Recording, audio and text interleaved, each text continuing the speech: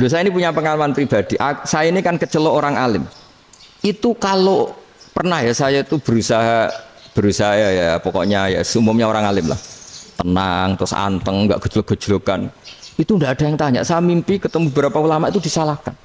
Terus umat saya kalau mau tanya itu ke siapa? Wong alim wis wibawa, meneng tambah banget wibawan. Bala Quran sering gojlok rektor macam-macam. Terus wong wanita kok saya biasa ke pasar pandangan dicegot orang. Gus, putri saya itu sering keluar darah tapi melebihi batas haid gini-gini. Kalau badhe sowan jenengan, gak usah sowan ning kene mbek ngadeg-ngadegan.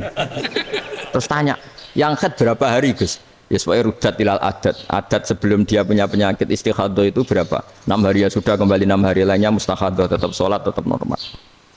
Tapi kalau saya wibawa, moro pasar go tasbih duwilu. Iku mesti wong salaman njaluk donga yakin. Tapi baru kayak rada uraan ketemu wong-wong, dol pening ndi? Mak pening ndi? Gus beneran Gus ketemu jenengan kula wingi badhe tua kok. Ini tanya. Dadi uraanku iku amdan. Lha nek sampean asli, iki asli uraan. Karena ndak uraan lah tetap ndak wibawa kan. Jadi baru kayak uraan itu ya banyak. Saya itu kalau ngantor di Jogja itu banyak orang yang tanya. Ya biasa tanya macam-macam. Karena saya uraan. Ke pasar ya orang, bahkan di bis sering ketemu orang, wah beneran Gus kalau badhe sowan jenengan badhe tanya ini. Ya sudah di sini aja. Jadi semua itu diilmoni. Nah, Nabi itu punya sisi yang dua-duanya jalan. Memang beliau luar biasa, dipilih Allah yang luar biasa. Nabi ketika wibawa itu banyak sahabat yang bahkan mengenali wajahnya aja tidak bisa. Ka'anna ala ru'usihim at-tayr. Bayangannya seakan-akan di kepalanya itu ada burung yang takut terbang, saking antengnya. Tapi Nabi sekali mengeluarkan job, sekali santai, itu sahabat tanya itu sampai yang nggak pantas ditanyakan. Nabi saya tadi kumpul istri saya, tapi tidak enzal itu wajib mandi ndak. Aro'aita law anna ahadana ya'ti imro'atahu walam yunzil. Itu ya ditanyakan. Nabi mun kumpul itu betul sakit enzal sepundi. Guys betul lagi. Terus ya ada yang tanya macam-macam. Ini saking ada sahabat dipanggil Nabi tambah lari, dipanggil lagi tambah lari. Pas jenengan nyeluk, oh pas kula kumpul bojo kula. Lah kula kuwatir jenengan orang suci, saya belum mandi, makanya saya lari. Nabi ngendikan innamal mukmin thahir, ya nak masalah ketemu kiai ra apa-apa ijek junub. Sementing kok nak salat ya adus sik. Tapi Nabi sekali pakai mazahirul jalal, tapi pakai wibawanya, itu orang enggak berani ngomong. Tapi sekali Nabi rileks, itu orang bisa tanya apa saja, termasuk halal yang enggak pantas. Ada sahabat itu tanya lucu, tanya Maimunah. Maimunah itu ya cantik tapi sudah agak tua lah. Maimunah, ya umal mukminin, hukumnya ngambung bojo pas Ramadan piye? Wah gak roh aku, gak tahu diambung kan Nabi pas Ramadan. Tanya Saudah, malah orang arah diambung kalau Saudah itu kan wis tua itu. Lucunya istrinya jawab, tanya Aisyah yang mungkin Nabi, iya yang mungkin tanya Aisyah. Itu yang usul ya istrinya Nabi Maimunah. Selalu Aisyah, tanya Mbak Aisyah. Ya Amirul ya umal mukminin gini-gini. Wah, Aisyah yang cantik masih perawan kan. Qabbalani Rasulullah bahwa oh Nabi biasa ngambung-ngambung pas Ramadan dan beliau tetap puasa. Akhirnya fakih ngarang kan wa takbil fi Ramadan wa tublah la tubtilu shauma ngambung ora. Iku udah biasa di sini. Ya nasi bojone ayu.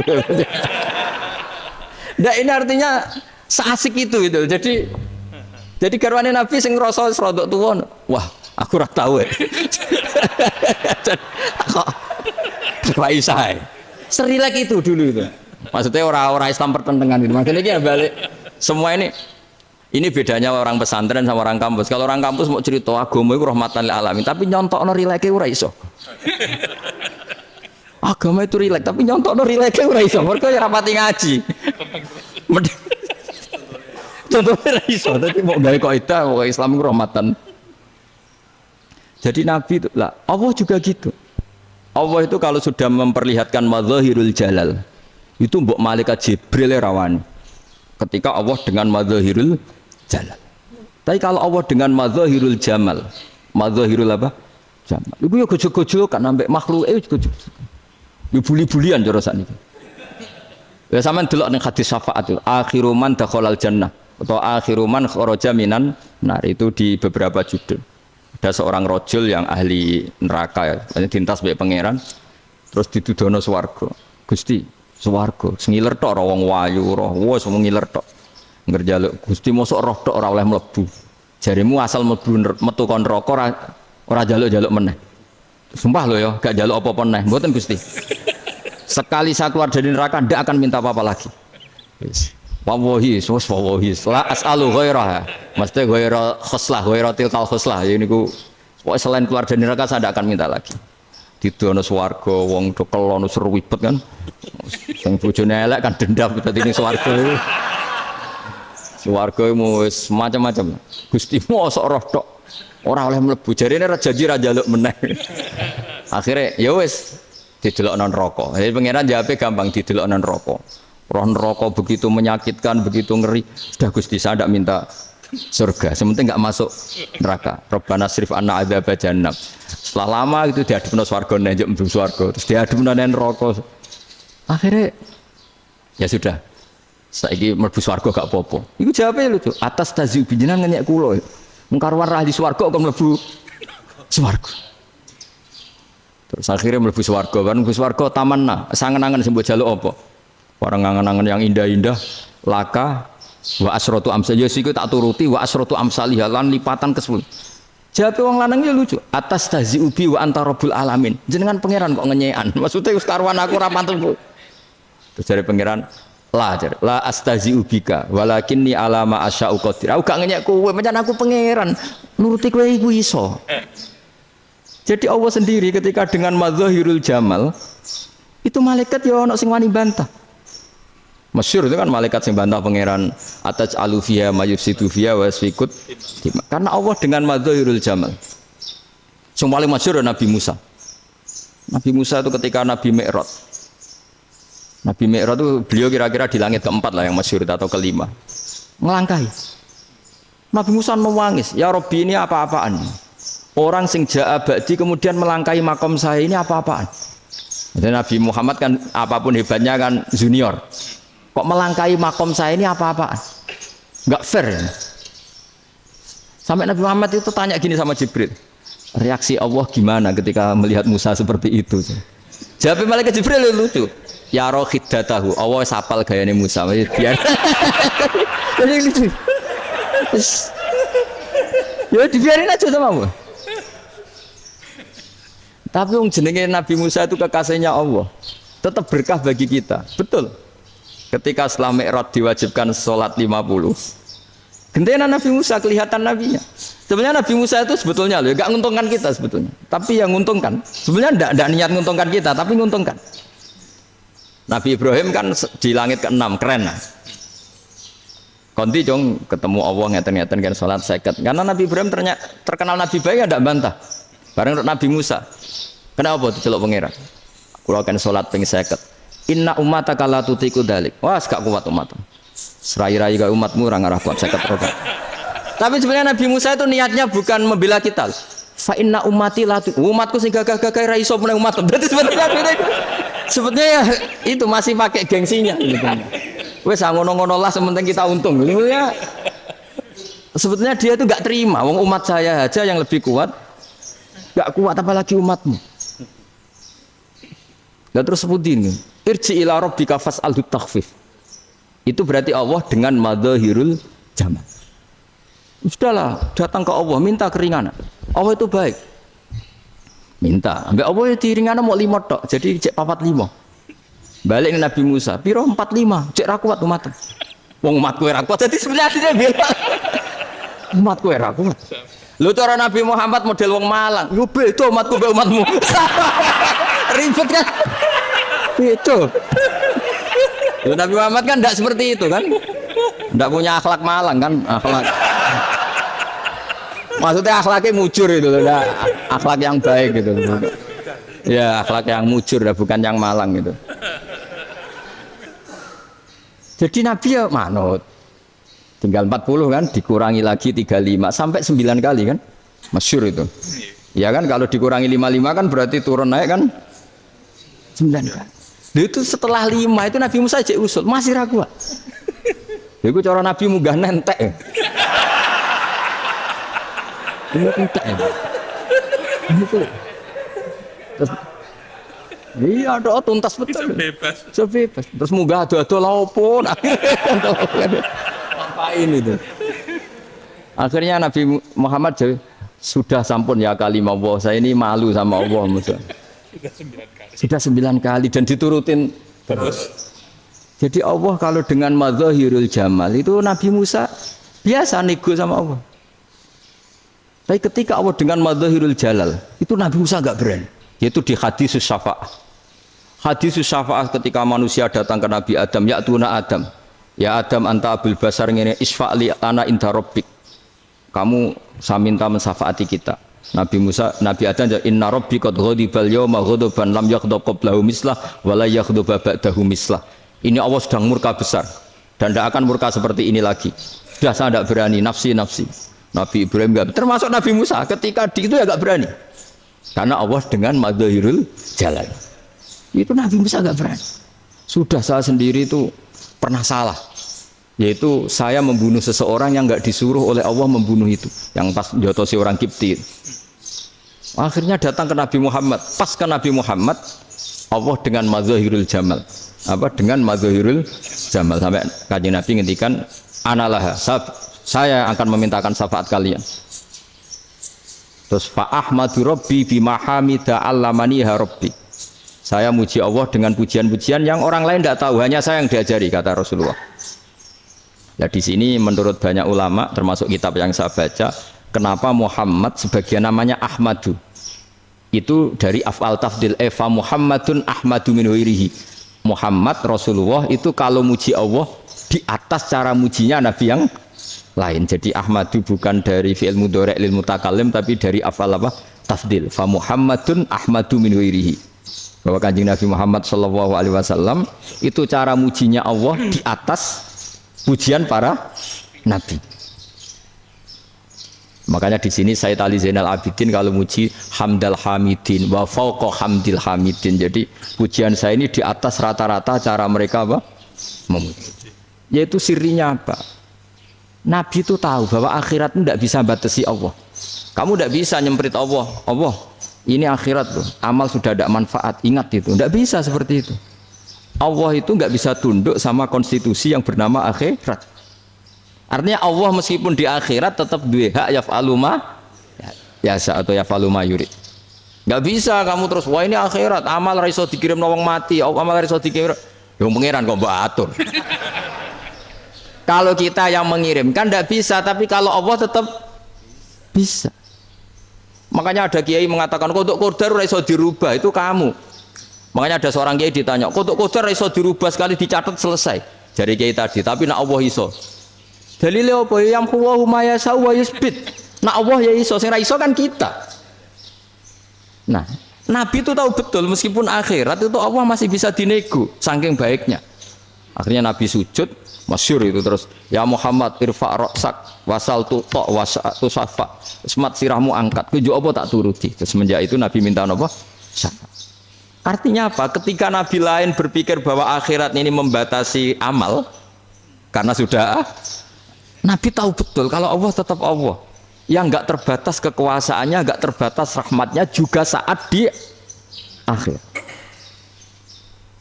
Makanya disebut fa Muhammadun ahmadu min ghairihi. Makanya wa mubasysyiran bi rasuli ya'ti mim ba'di ismuhu Ahmad.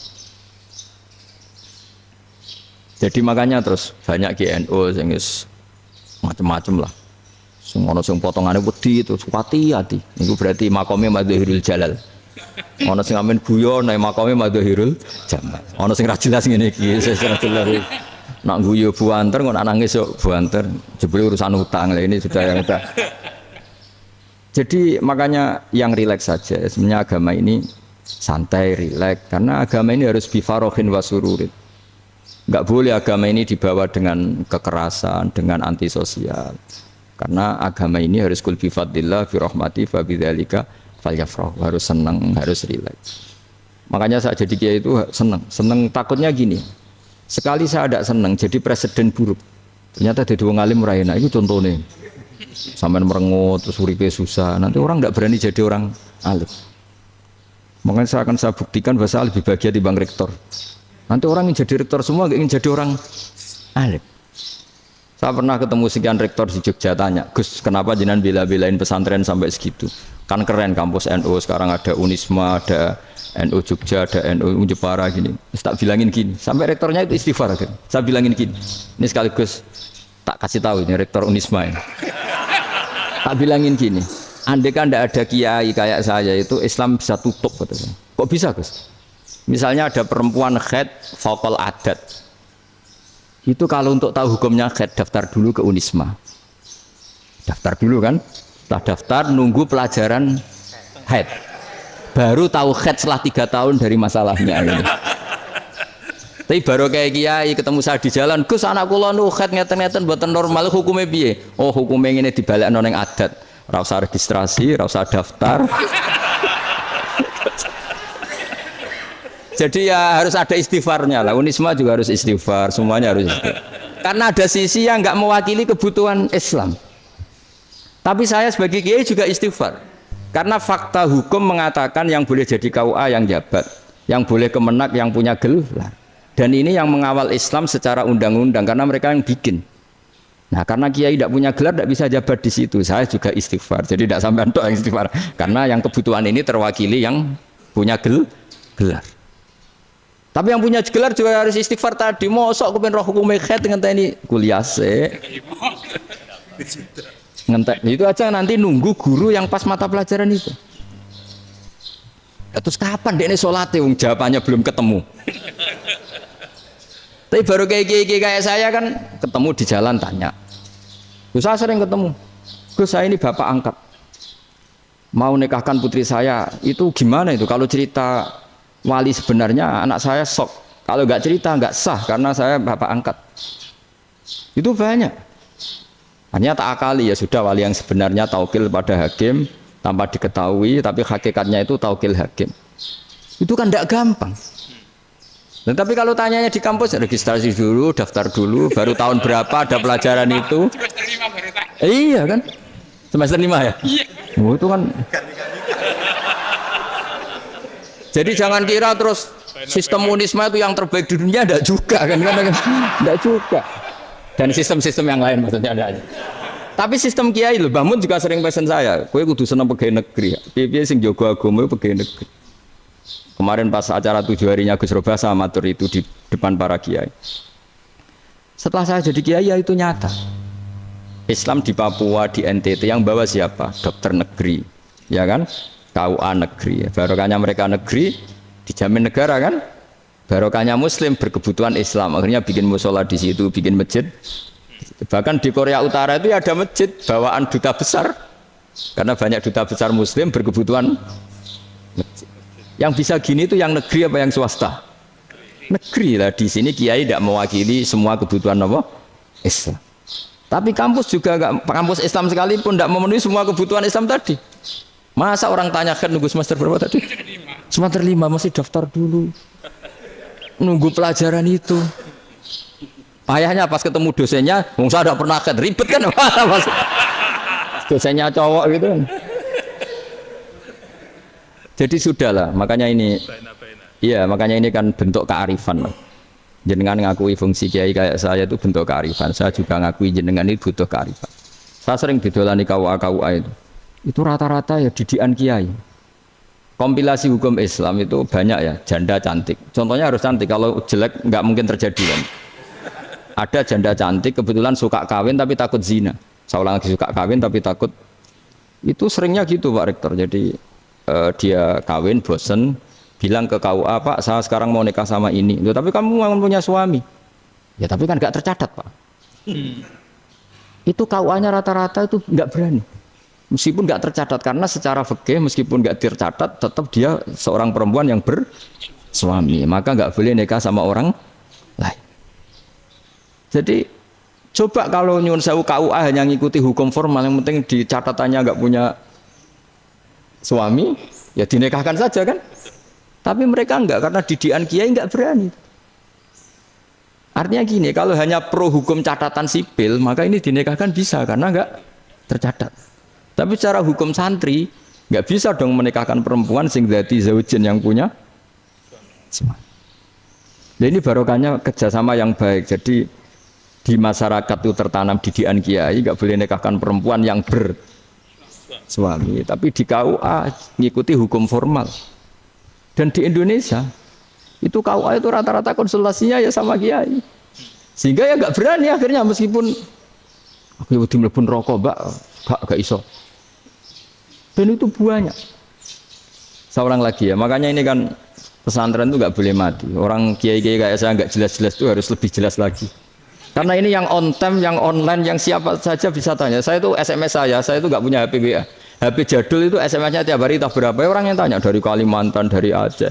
Gus di kampung saya ada masjid 2 itu yang Samana, ada yang dari orang perkotaan. Gus di perumahan baru ada masjid, yang Jumatan baru orang 12, sah enggak? Ya langsung saya jawab, sah. Dalilnya ini. Ya sudah, nah, tapi kata Imam Syafi'i gini harus orang 40 itu madzhab Syafi'i, dalam madzhab yang lain gini. Itu kalau tanya rektor itu kan ribet. Masuk ajudan dulu, asisten dulu, panjang.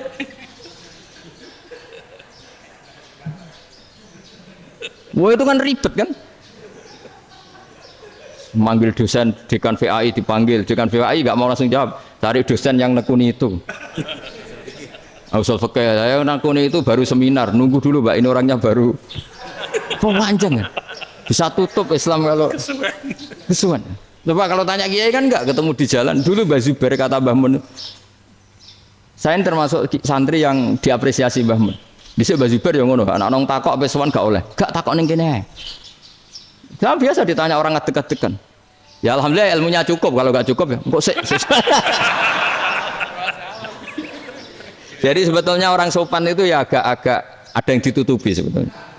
Mboten prayogi teng dalan nginjang mawon matur. Ya, sebetulnya sebenarnya memang ilmunya agak cukup gitu. Tapi itu sebenarnya secara fikih itu haram, menunda itu haram. Ya haram tuh, coba bayangkan ya kalau tanyanya sekarang, Gus saya ini sudah keluar darah 1 bulan penuh, padahal normalnya hanya 6 hari. Saya nanti sholat enggak? Kalau nginjang mawon dugi kula, berarti kan hari ini belum ada keputusan. Sholat apa enggak kan?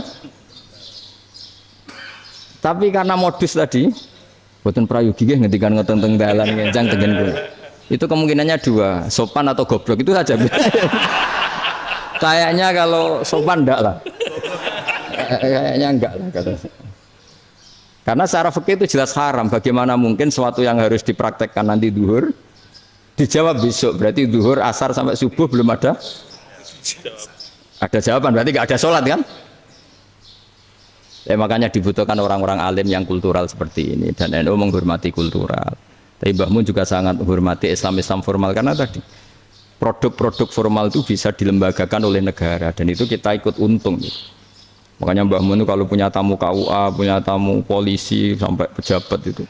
Kenapa saya contohkan KUA supaya jangan kira seperti pendapat orang-orang hasud. Wah, mesti aja disolani presiden senang, menteri senang. Enggak juga. Sebenarnya semua kiai itu mulai KUA sampai polisi, polsek, polres itu senang semua.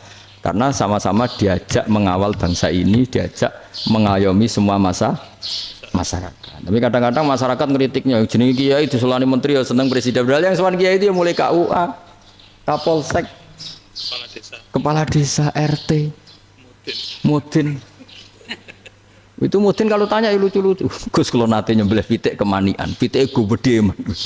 Akhirnya Gus ngerti nak kemanian langsung tak sebelah meneh. Terusane ku sah ta ora. Ribet. Ya tak jawab, lah pitike masih ku jek urip to ora. Terus urip Gus, wis sah to madzhab Malik jek urip. Karena itu ada perdebatan antara madzhab Malik dan madzhab Syafi'i. Nah cara Imam Syafi'i itu agak ketat. Hewan yang punya kehidupan sudah mutharibah, misalnya ayam jago, contohnya harus jago, karena kalau ayam kecil diikhlaskan haram. Jadi yang cilik wae kan gitu. Fikih itu ya, fikihnya orang Indonesia itu pecundang. Kalau ayam kecil nggak ditanyakan, mate ra wis. Kalau jago ditabrak truk kejet. Andai kan nggak disembelih pun mesti mati. Itu cara madzhab Syafi'i itu haram. Karena penyembelihan ini tidak menjadi penyebab kematian, tapi memang karena kecelakaan tadi. Ini cara madzhab Imam Malik enggak. Andai kan enggak disembelih, matinya kan 2 menit lagi atau 1 menit lagi. Andai kan enggak disembelih. Berarti mati sekarang itu bawaan pisau apa bawaan kecelakaan? ya sudah halal gitu. Nah akhirnya ya saya bilang ya sudahlah kita semuanya Malik. Jadi cara debat, cara Imam Syafi'i enggak, cara berpikir itu sudah tidak kehidupan yang normal. Yang dimana-mana penyembelian itu mematikan yang hidup normal. Jadi agak ketat. Sehingga dalam contoh kemanian, kalau dalam bahasa Jawa nyembelih agak sempurna, terus pesonya jatuh atau apa itu, kalau pakai mazhab Syafi'i agak kesulitan. Jadi kalau mazhab Malik asal diselesaikan secara fauron dan juga sebagian mazhab Syafi'i itu halal. Nah orang mesti tanya gitu, Gus, wedhusku tabrak truk, eman Gus kejet-kejet. Nak pitik cilik ra ditakok. Makanya termasuk kritiknya Mbah Mun, tapi ini mazhabnya Mbah Mun ya. Kamu boleh ikut boleh ndak karena ini urusan ndak penting. Dewe wong-wong lucu, nak ditakoki yuyu muni haram mergo amfibi. Yuyu ngerti ya, Man? Yuyu nggih. Tapi nak ditakoki kepiting muni halal. Mergo nak yuyu haram gak eman, nak kepiting eman. Padahal alasannya coba, kenapa yuyu haram? Karena amfibi kan, bisa di air. Pertanyaannya, kepiting seperti itu enggak? Nah, tapi kepiting kalau haram kan eman. Karena besar kan, kalau yuyu silahkan haram kan gitu. Artinya apa? Fikih kita ini agak-agak pecundang gitu, agak-agak. Pertimbangan. Iya, ini lucu kan? Kualitatif. Coba alasannya yuyu haram karena apa? Amfibi kan? Hidup dua alam. Pertanyaannya kepiting seperti itu enggak? Iya, kenapa? Kalau orang tanya, yuyu haram apa halal? Rata-rata jawab haram. Tapi kalau kepiting mulai khilaf. Loh mestinya kan sama kan? Nah itu iya tadi saya juga sering melihat tonggo-tonggo itu ayam cuwilik sakmene ketabrak truk, nggak ada yang tanya. Tapi saya pernah jalan-jalan di Naruan sini, ono jago ketabrak, sing duwe langsung marani kula pas saya naik motor, Gus ini halal apa haram? Nak langsung kula sebelah halal apa haram? Wis kanggo kowe halal ya kowe halal. Karena saya tahu tak jawab haram mesti kecewa itu. Aduh, kiai ini beratnya kan. Ya akhirnya ya saya setelah itu mate Imam Syafi'i ngapunten umat kula nu rahasia mangke madhabe jenengan tuh ndak siap. Iya kan akhirnya pakai madhabnya Imam Malik tadi. Ya tak Fatihah Imam Syafi'i ini mboten niat nglawan jenengan. Tapi ngobati tiang eman. Mergo pitike besar itu. Jadi ini kan ceritanya itu makanya yang rileks saja lah bahwa Islam ini yang rileks, yang menyenangkan karena ya agama ini harus menyenangkan. Raditu billahi robba. Raditu itu senang banget, ridho itu puas. Enggak boleh beragama pertuntungan terus emosinan, ya marem atau raditu itu marem. Jadi yang nyaman. Ya saya kira demikian. Assalamualaikum warahmatullahi wabarakatuh. Pelajari Pak. Pun, alhamdulillah. Satu aja yang di sini. Oh satu aja. Bersyarat. Nggih, damel syarat. Jadi mungkin ada satu pertanyaan aja, satu saja. Bukan keluhan. Bukan keluhan. Ini mumpung Gus Bak pada Madhohirul Jamal. Iya Madhohirul Jamal. Sebentar lagi sudah jalan. Sebentar lagi sudah Madhohirul Jalal. Jadi gak kena ditakoni. Monggo setunggal mawon. Mikir. Ya Pak. Niki ambil. Nggih. Ampun dawa-dawa terus ya Gus. Ya jagal-jagal ya. Assalamualaikum warahmatullahi wabarakatuh. Saya Fadil, alumni Unisma yang kuliahnya paling lama. Oh, ya. Masih di jalanan. Gus, pertama saya muhibin jenengan ngikuti 3 tahun terakhir. Sepertinya ketika Mbah Hasyim Asy'ari hadir di tahun 1900-an sampai mendirikan itu kok suasananya sama seperti Gus Baha hadir di tengah-tengah situasi genting Indonesia ini. Saya kira yang memunculkan nama Gus Baha di banyak media online yang saya amati itu malah awalnya dari kelompok bukan kita gitu. Dan itu kami melihat bahwa apakah nanti 1926 dan 2026 satu abad NU, saya kok termasuk orang yang punya apa ya, semacam harapan gitu, Gus Baha bisa, ya mungkin kalau beliau Mbah Hashim Rois Akbar, sekarang Rois Am, nanti ada istilah barulah tengah-tengah antara Rois Am dan Rois Akbar. Karena setiap satu abad harus ada mujadid, dan kami berharap Nah, kamu aja tak angkat. itu yang pertama, artinya mohon maaf Gus. Yang kedua soal saya termasuk orang yang cukup iskal dengan peristiwa Nabi, kalau banyak disebutkan itu kisah Nabi Khidir yang, atau Khodir yang dari 3 cerita itu hanya satu cerita yang saya masih agak bingung soal di situ anak kecil itu pakai kalimat, kalau di Al-Quran itu pakai kotala, jadi pakai anak kecil itu dibunuh seperti itu. Jadi ada istilah yang apakah memang saat itu ada syariat yang membolehkan, atau memang ada sesuatu yang secara dari Allah Subhanahu wa taala memang itu dibolehkan untuk Nabi Khidir. Jadi di antara semua cerita itu saya yang agak iskal yang itu. Kalau yang kisah soal membocorkan itu mungkin masih bisa masuk ya, tetapi apakah sudah ada ilmu psikologi yang sangat tinggi sehingga kalau ada anak-anak yang idiot itu, atau apapun istilahnya yang sekarang itu boleh dilakukan tindakan begitu gitu. Nah ini saya lebih provokatif dari Pak Rektor biasanya. Nggak, artinya mohon maaf karena pemahaman saya ada 2 pendekatan ilmu yang masuk, satu seperti Nabi Musa, yang satunya seperti Nabi Khidir. Mudah-mudahan ada sedikit penjelasan. Siap Gus, terima kasih. Dan yang terakhir mudah-mudahan karena Indonesia situasi terakhir saya kira kita ketahui lagi pandemi seperti ini Gus, jadi saya juga ingin pendapat Gus Baha, apakah ini situasi pandemi corona itu Allah sedang madhohirul jamal atau madhohirul jalal? Terima kasih. Assalamualaikum warahmatullahi wabarakatuh. Assalamualaikum warahmatullahi wabarakatuh. Monggo langsung mawon Gus. Ini provokatif ini kayak. Loh di situ aja kamu tanya kok terus mirip. Siapa Fadil ya? Fadil. Dari peternakan ya? Tapi mau ngomong tafsir itu. Mulai kacau peternakan ngomong tafsir ini mulai kan. Nah, ini ada yang hafal Quran ngaco, paling enggak setengah hafal. Enggak yang dari Unisma. Enggak begini, ayat itu kan ditutup wa ma fa'altuhu an amri, ya saya maknani wa ma fa'altu lan orang nglakoni ingsun hu ing kabeh sing kasebut an amri mergo kepinginanku ingsun.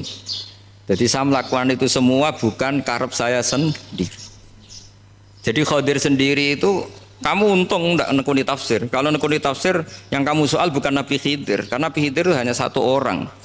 Yang kamu soal harusnya Israel. Itu ndak rektor, ndak kiai besar, ndak siapa saja dihabisin itu. Kenapa Israel ndak kamu tegur? Gimana hukumnya qatlul mukmin? Kenapa Israel tidak kamu masukkan ayat wa may yaqtul mu'minam muta'ammidan fajazauhu jahannamu khalidan fiha. Ingat ya Israel. Iya kan? Nah, Israel melakukan pembunuhan itu, kadang yang dipateni nyun sewu orang soleh betul. Tapi wae kabundut ya. Itu Israel juga tidak atas pilihannya, tapi karena perintah. Nah, Khodir itu bukan nabi syariat, kira-kira mirip kayak Israel, karena beliau bukan nabi syariat. Jadi ini agak aneh, ini kan orang nekuni tafsir kayak saya sampai berjilid-jilid kitab.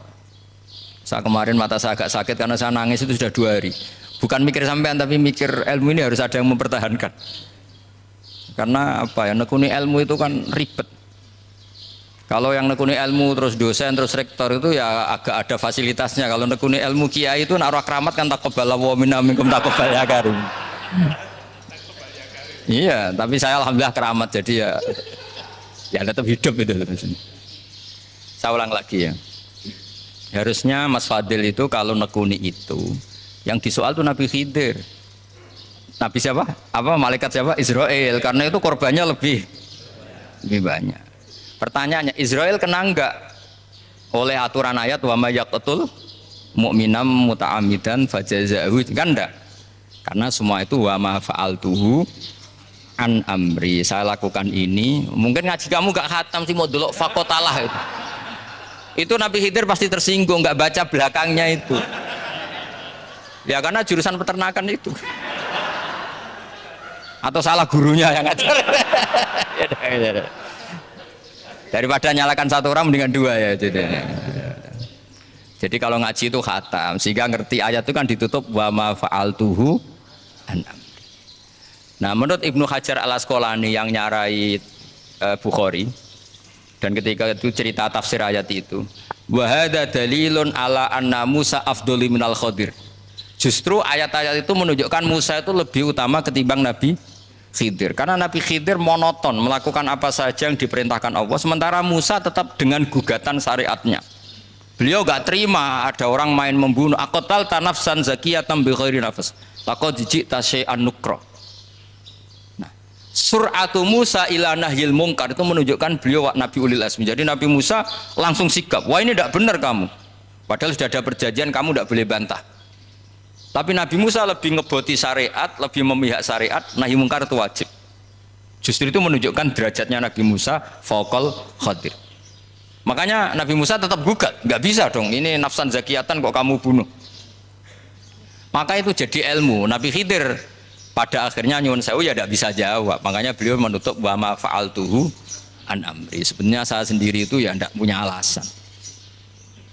Jadi kalau Israel kamu tanya, ini gimana ini wong melarat mulai cilik, meh sugih mbok pateni.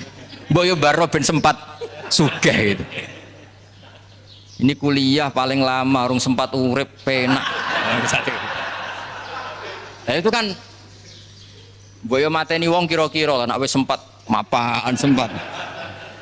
Lho andai kan Israel pakai aturan syariat kan mateni orang kan jadi kira-kira lah. Jadi itu tidak ada hubungannya tadi dengan ilmu yang kamu katakan urusan psikologi, anak itu tetap semuanya haram dibunuh, nggak boleh. Ya jadi tetap, makanya ini pentingnya ngaji khatam itu tadi. Jadi pada akhirnya Nabi Khidir itu ada punya alasan, hanya ngendikan wa ma fa'altuhu an amri. Pada akhirnya yang paling pokok yaitu semua ini saya lakukan, saya sendiri itu tidak tahu karena perintah. Jadi untung kamu gak nyoal Nabi Israel. Kalau nyoal diinjem ribet kan. Ini orang tadi pas seminar Gus Bak ngeritik saya. Wah. Jadi itu pinter kamu. Yang kamu soal Nabi Khidir ya, jadi enggak itu. Ya kalau nyoal Israel resiko tinggi itu, resiko tinggi. Tapi yang jelas gitu ya, makanya tradisi pesantren seperti ini harus terus karena yang punya tradisi khatam. Saya tuh kalau ngaji kitab dak khatam tuh tersiksa karena tadi kadang-kadang yang depan-depan tuh tidak jawabannya di belakang kan tadi wa ma fa'altuhu an amri. Dzalika ta'wilu ma lam tasti alaihi sabra. Jadi ya sudah kira-kira seperti itu. Wajar kamu tidak sabar, wajar kamu tidak itu memang saya sendiri sebenarnya enggak paham itu. Jadi cara basa Jawa niku wajar saya musakira paham. Jadi aku dhewe ku ya ora paham. Wong aku ya mau nglakoni gitu. Jadi sebetulnya sama-sama ada itu kan. Ini wa ma fa'altuhu an amri.